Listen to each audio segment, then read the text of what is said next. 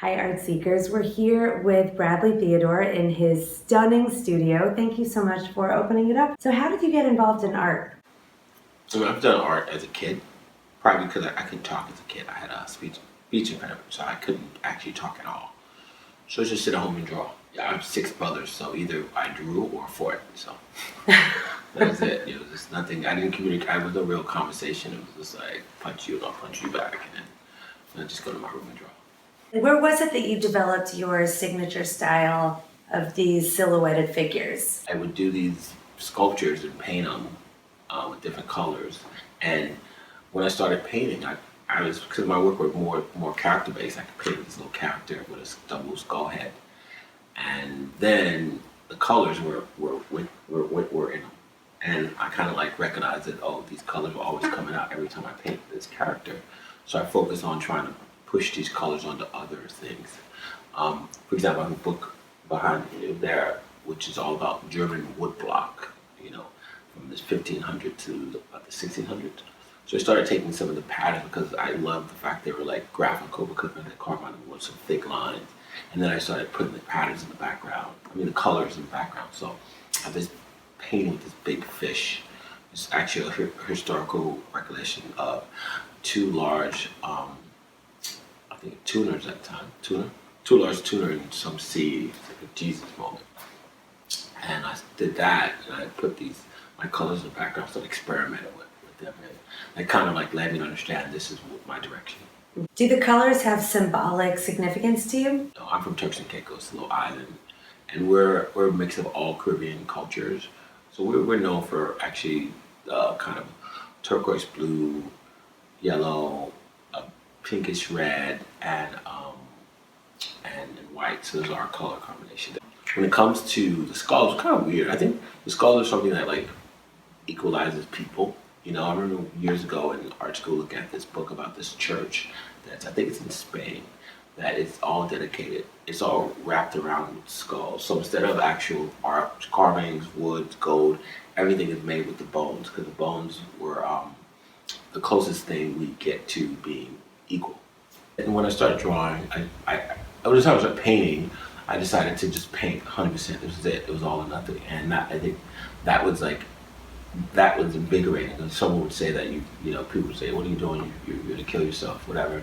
But in actuality, I made myself live. So the act of drawing the skull is actually the act of living.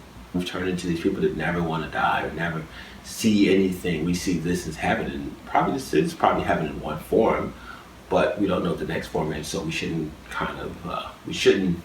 assume that a skeleton represents death, because it may represent a new form of life.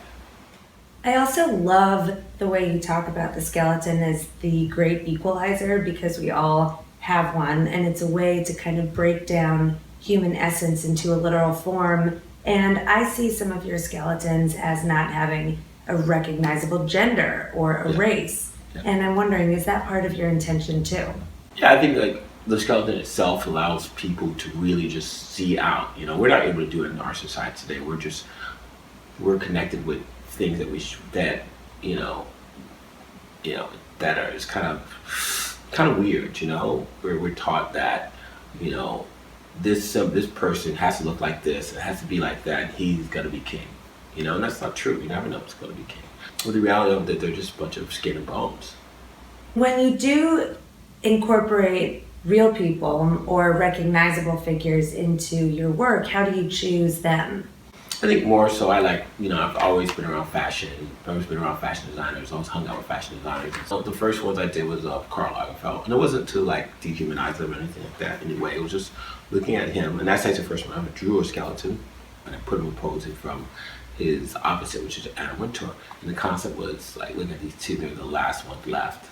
In fashion, in an industry that was all about creativity and newness and great people, where now it's taken over by large corporations, multinational corporations, with no intent to give back to the creatives in that industry. So eventually it's gonna change. Everyone's gonna be gone.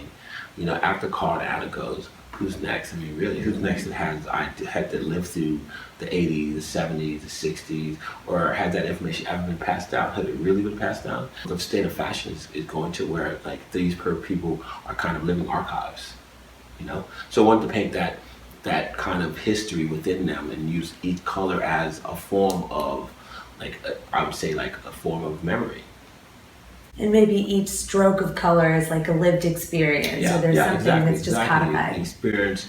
I mean, and even emotion, like, you know, emotion toward each other, emotion for each other. Like all of this make us human. A lot of street artists are all about being illegal and underground. I'm going against the system and blah, blah, blah, blah. I'm like, you know, I'm being dangerous.